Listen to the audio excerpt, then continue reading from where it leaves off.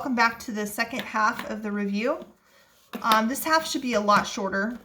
It says a New York pizza company specializes in gourmet pizza by the slice. They have $20,000 per week in fixed operating costs. So fixed costs means that does not change. And it costs them $2 per slice to make pizza. Write a function that represents the total cost for making X slices of pizza. So I'm going to call that C of X. And this is just a linear function, right? If they are making X slices of pizza, it's going to cost them $20,000 to operate. Plus, it's going to cost them $2 per piece of pizza they make. That is it. So again, this is their fixed cost, or the y-intercept. It's fixed. And this is their variable cost, which is like the slope. It's what varies per slice. All right. Write a rational function that represents the average cost per X slices of pizza. Okay, so we're going to take our previous function, and if I want to find the average cost, so for example, if I were to have a gym membership that I paid $500 for the year, but I'm going to go ahead and add to that a childcare cost, let's say of $20 per month. And I want to know what is my average cost every month. Well, then I would divide by how many months I'm joining for. And that's exactly what I'm going to do here. I'm going to divide by how many slices of pizza I make. So I'm going to change my notation to f of x. You can use any letter, just we don't want to use c again. We've already said c is this linear function. And we're going to take our cost function and we're going to average it by the number of slices we make. Done. So average by dividing by number of slices. Which makes sense. When we're averaging, we do divide by how many we have. All right, and then it says how many slices of pizza would they need to sell? How many slices of pizza would they need to sell for the cost, for the average cost? The average cost, it really should say average cost, to be $3 per slice. So they want this average cost to equal $3. So we're going to take our function and we're going to set it equal to $3.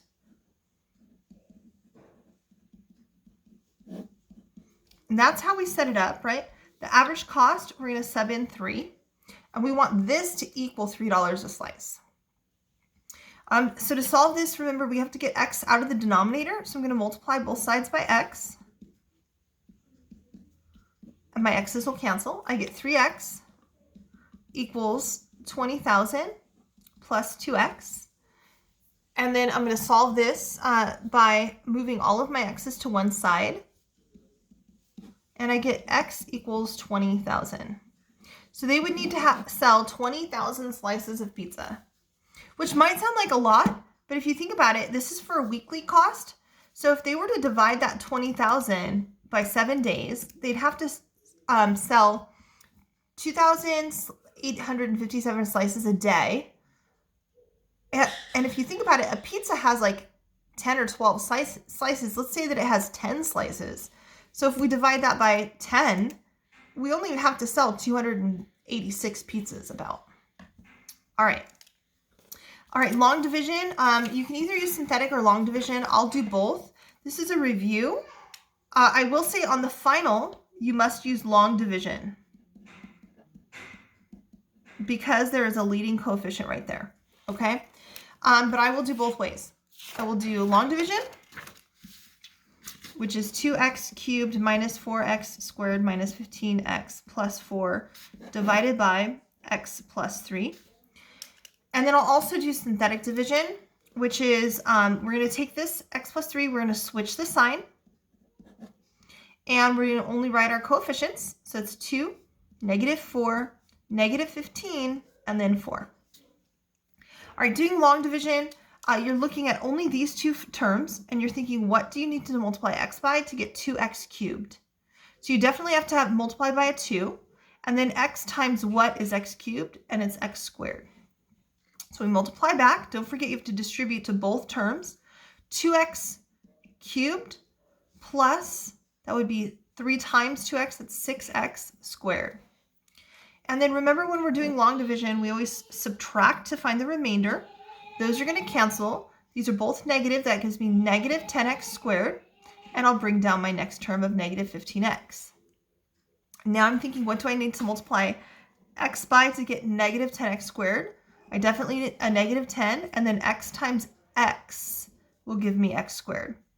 Don't forget you have to multiply both terms by negative 10x. That gives me negative 10x squared minus 30x. All right, then we switch our signs. Okay, so plus, plus, those cancel. I get 15x, bring down my next term, plus 4. And now you're thinking, what do you need to multiply x by to get 15x, which is 15? You're going to multiply back. And we get 15x plus 45. Switch your signs. And negative 45 plus negative 4 is negative 41. So my remainder is negative 41, and I place that over my divisor of x plus 3. And that is the quotient. All right, the synthetic division method, you drop down your first term, multiply these together, that's negative 6. Add, that's negative 10. Multiply again, that's 30. Add downward, that's 15. Multiply again, that's negative 45. Add downward, that's negative 41. This is your remainder, your constant, your linear, your quadratic. If there were more, there'd be a cubic, a quartic, and so on. And so this is this is 2x squared, a quadratic is an x squared, minus 10x, the linear, plus 15, the constant, minus 41 over your divisor, which was x plus 3. So you can see you get the same answer either way, but on the final, you must use long division. All right, the last one. Find the inverse of f of x, stating any restrictions for f to be 1 to 1 if f of x is this. Okay, so 1 to 1 means the y's can't repeat. Y values can't repeat. Another way to look at that is it passes the horizontal line test.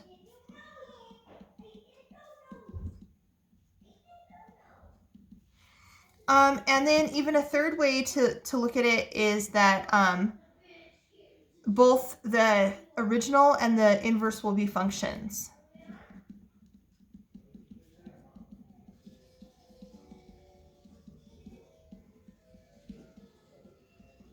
Okay. So to find that restriction on the domain for it to be 1 to 1, we're going to look at our domain here. We're going to restrict our domain h is 2, right, to 2 to infinity. If I do that, when I graph this, it's a quadratic, I'll only graph one branch of the quadratic. So if I were to sketch this graph, this is the parent function shifted to the right 2, up 1. So my parent function would be shifted to the right 2 and up 1. So if I were to sketch the whole graph, my quadratic would look something like this. But then when I invert it, it won't be a function. And so instead, what I would do is restrict it to only one side of my graph from 2 to infinity, from 2 to infinity. Again, so to find the restrictions, you look at your h value of the original function, and that tells you how to restrict your graph. And you only have restrictions when you start off with a quadratic function. All right, next we're going to find the inverse. So to find the inverse, we rewrite it with a y. Then we switch x with y. And we solve for y. So I'm going to solve for y by adding 1 to each side. I get x plus 1 equals y minus 2 squared. And then I would square root both sides. And I get square root x plus 1 is equal to y minus 2, right? The square and the square root undo. And then I would add 2 to both sides. I get y equals the square root of x plus 1 and then plus 2. And then I rewrite it using function notation, which is f inverse x equals square root x plus 1 and then plus 2. And that is my inverse function. And the restriction is that on the domain would be that x has to be greater than or equal to 2. Or you could write it as the domain is from 2 to infinity, either of those. All right, guys, that's the entire review. I hope that you study. Have a good evening. Good night.